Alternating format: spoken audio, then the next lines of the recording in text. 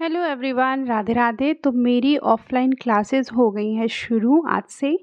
ठीक है, और ये है मेरे स्टूडेंट और मैं इनको अ, जो भी पीडीएफ नोट्स हैं उनको ब्रीफ कर रही हूँ यहाँ पे।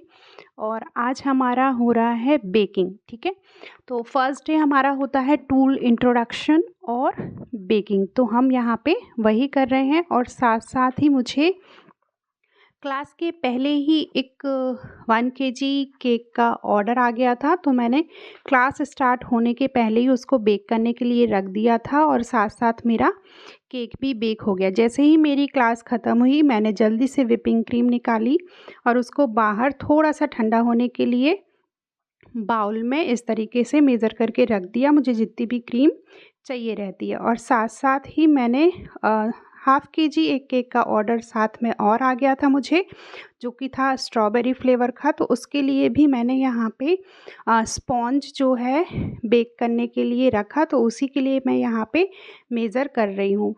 और उसके बाद मैंने जल्दी से, मेरी क्रीम भी नॉर्मल हो गई थी, तो मैंने क्रीम को व्हिप कर लिया अच्छे से और व्हिप करने के बाद मैंने उसको फ्रिज में रख दिया। जो मेरा 1 kg का केक था उसका फ्लेवर है चॉकलेट केक, और बस अब मैं उसको ही यहाँ पे फ्लेवर दे रही हूँ केक को।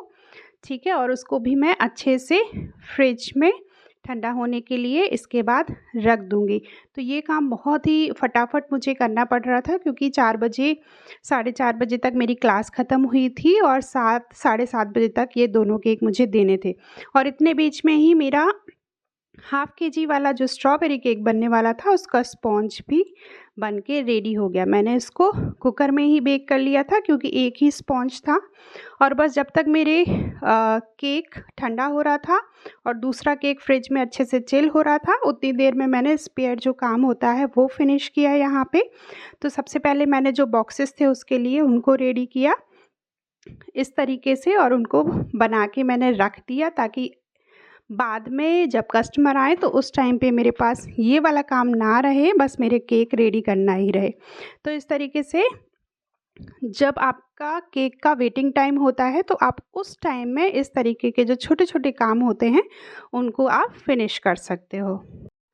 और साथ ही जो मुझे चॉकलेट केक बनाना था उसके लिए मैंने यहाँ पे गार्निशिंग भी बनाई थी, जिसको मैंने सेट करने के लिए फ्रिज में रख दिया था। ये पाम लीव है जो चॉकलेट फ्लेवर की मैं बना रही हूँ यहाँ पे।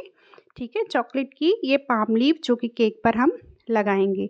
तो बस ये सारे काम मैंने जल्दी से निपटा लिया और उसके बाद मैंने शुरू किया हमारा केक का जो फाइनल फिनिशिंग वाला काम। चॉकलेट केक को मैंने कवर करके अच्छे से रख दिया फ्रिज में होने के लिए, और इसमें मैंने जो गनाश स्प्रेड करना था ऊपर उसको भी स्प्रेड करके फ्रिज में रख दिया था सेट होने के लिए। और बस उसके बाद जो हमारा 1/2 kg वाला केक था उस पर मैं लग गई, क्योंकि हमारा स्पॉन्ज जो है वो तब तक ठंडा हो चुका था। और उसको भी क्रम्बल कोट करके मैंने फटाफट जल्दी से फ्रिज में रख दिया, ताकि वो भी अच्छे से सेट हो जाए और उसकी भी मैं डेकोरेशन कर पाऊँ।